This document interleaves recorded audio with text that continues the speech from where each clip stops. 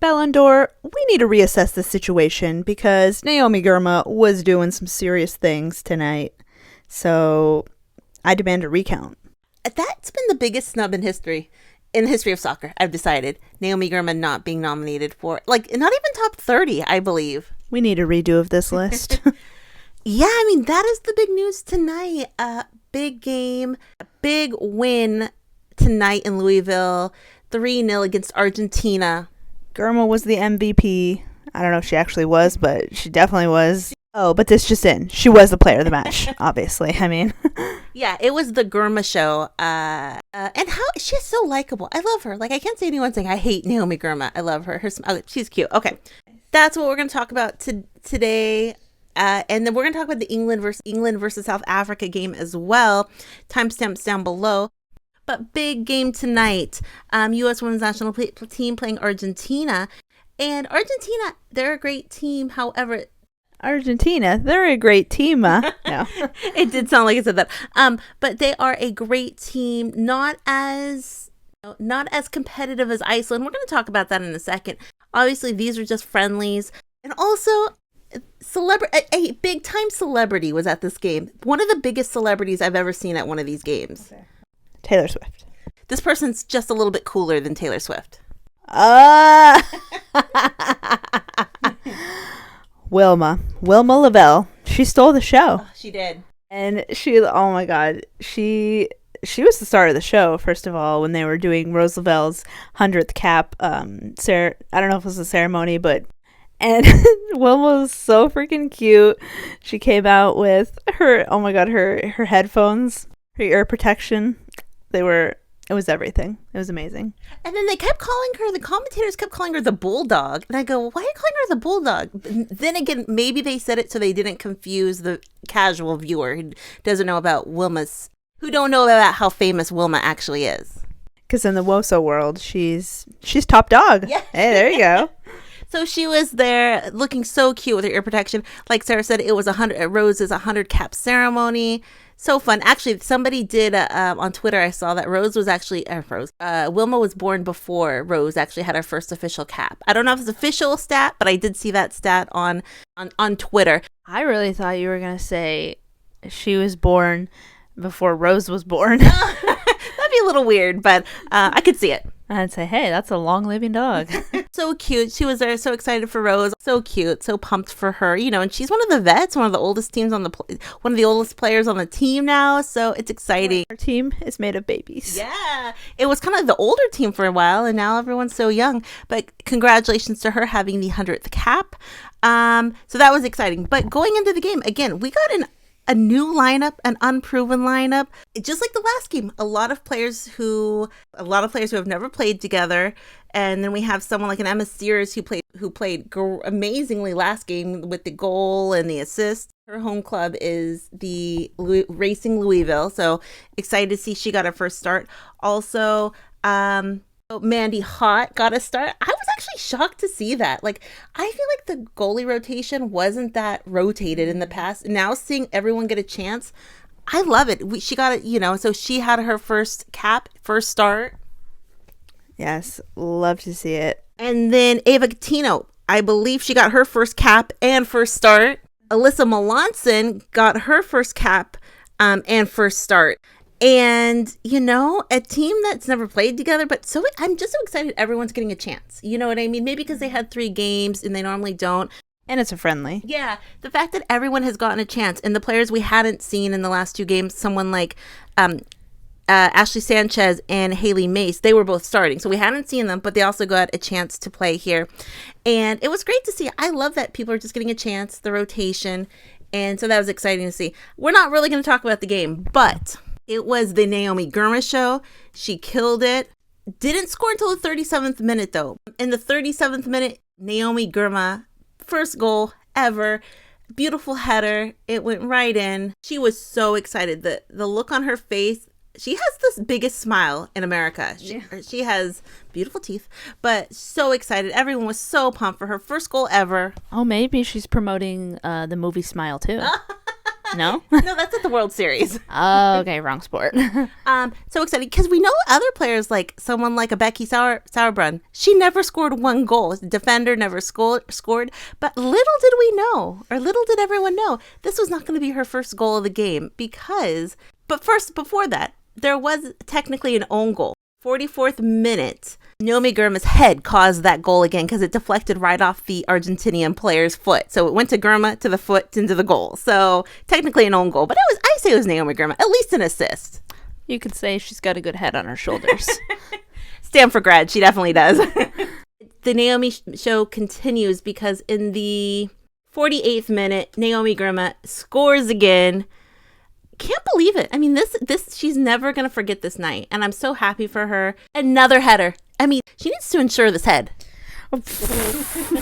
Yeah. Extra. But another header, beautiful. And then after she scored, all the girls came, or all the players on the sidelines lined up, were just so pumped for her. So, I mean, this was the Naomi Girma show. A day after the Ballon d'Or Awards, or I guess 2 days after the Ballon d'Or Awards, so... she was really trying to prove her point, be like, I should have been higher on the list, thank you. Yeah, exactly. And that was all the scoring. They did play Argentina, and Argentina, I didn't know much about the team, but it's a young team, and there's a lot of problems in the Argentinian Federation. They're ranked 33, but their federation, they said they made $40 a week playing soccer. Some of the older players who had spoken out about the conditions were left off the squad. Coming from Argentina, that has the number 1 men's ranked team in the world with Messi. There is, you know how you say how important a team is on the importance level? It's like 0. They're not even on the list. It's like, are you high on the list, low on the list? They're not even on the list. What they said on the broadcast, it's not even about money, or it's not even necessarily about money. They have the money, they just don't want to fund them at all. You know what I mean? They don't want to fund this program. They don't even get breakfast or lunches when they travel. Something crazy like that they were talking about. 0 priority to Argentina. And that's sad. Argentina, such a soccer rich country, but don't seem to care. And most of these players have outside jobs. So, they said they won't even consider giving the money. So I wanted to bring that up because I didn't know about that. What an absolute slap in the face. But everyone on social media, there was mostly positives about this game. 3 goals, 3 wins, obviously about Naomi Girma. And Emma's just trying things out.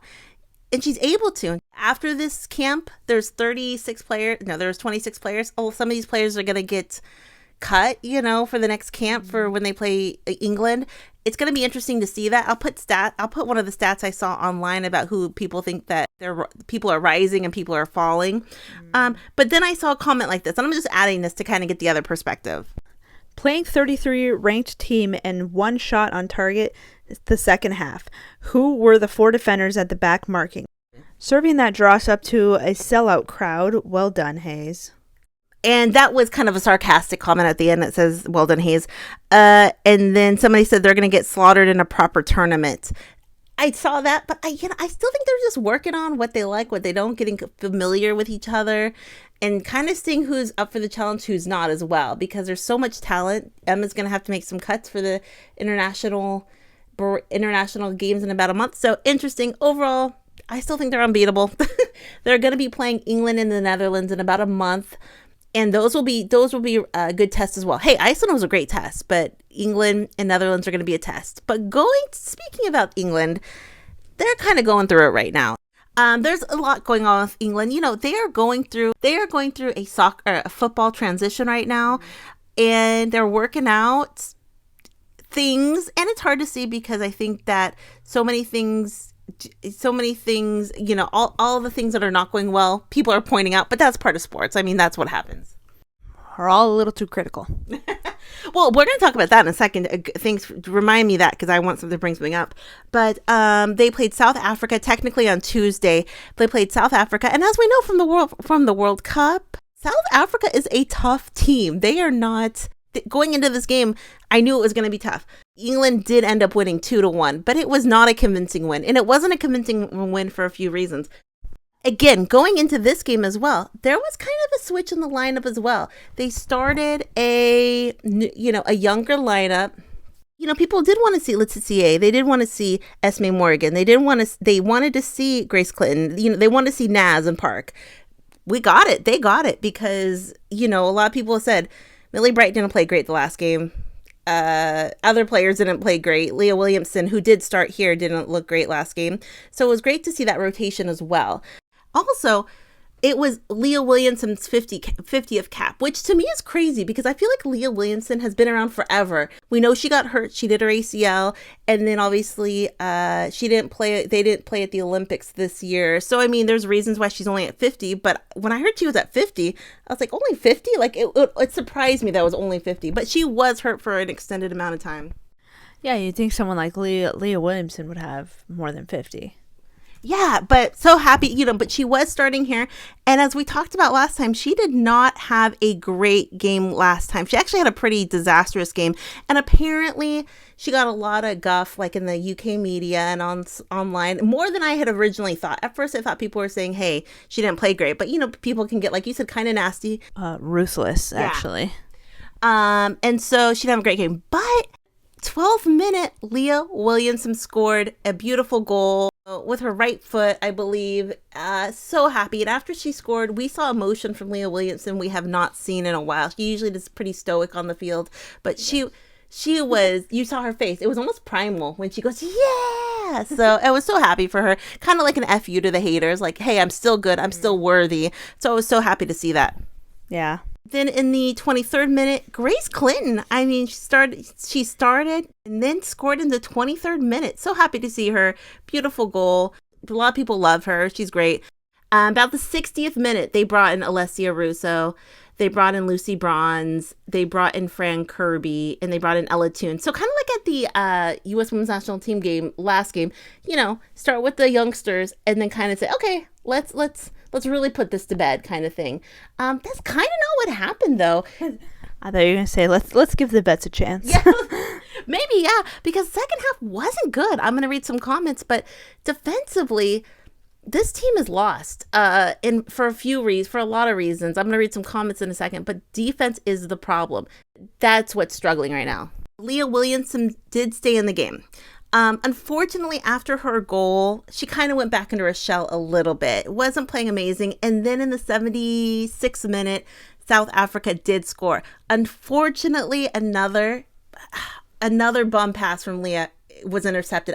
Almost clockwork to what happened last game. Not as bad as a pass, but it was the bad pass to Georgia Stanway that they scored. So another, I don't know what's going on. Another bad pass led to this goal. Leave Leah alone, please. Someone brought it up on our video in before. She had concussion protocol for a while. She had a concussion protocol for a few weeks. Could she still be having brain fog? Could she still be, her passes are just not, they're not Leah Williamson pinpoint accurate passes with power. Something's going on. Maybe her confidence is shot, but maybe there's some type of brain fog. I feel bad for her, but she did score, was great, but she kind of, after she had that kind of moment, she kind of went back into her shell. So maybe there's something going on. Maybe it's a confidence, but people, I think I have to give her grace because she's amazing. She takes it so serious. She's not going out there and saying willy-nilly, oh, I'm sorry, I'm not playing well. She takes it so seriously. So I did want to mention that. But I don't know. I feel bad, Hope she's okay. Yeah, me too. Then that was the final score, 2-1. But honestly, that second half was pretty scary. Sarah and I were watching it live every couple minutes. South Africa would get the ball at like a breakaway, not even a breakaway. There would be you get past one defender on the back line and they would go right to goal. And then if there was more clinical finishing for the South Africa team, it could have been like 3. They could have scored 3 goals. But the defense was definitely the problem. Mary Earps was in the goal. Like we said, a win is a win. They played, they won. So happy for them. But it's going to be their next match, I think, is against United States. So this is going to be a tough match for them.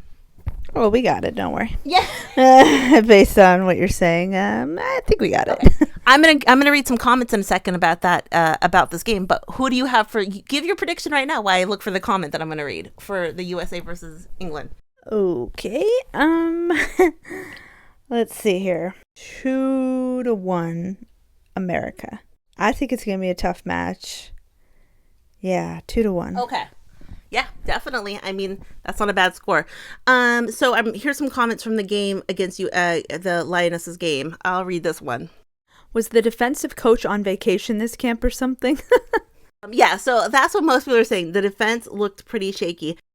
And then someone right here said, 2 mistakes in 2 games that led to Williamson goals.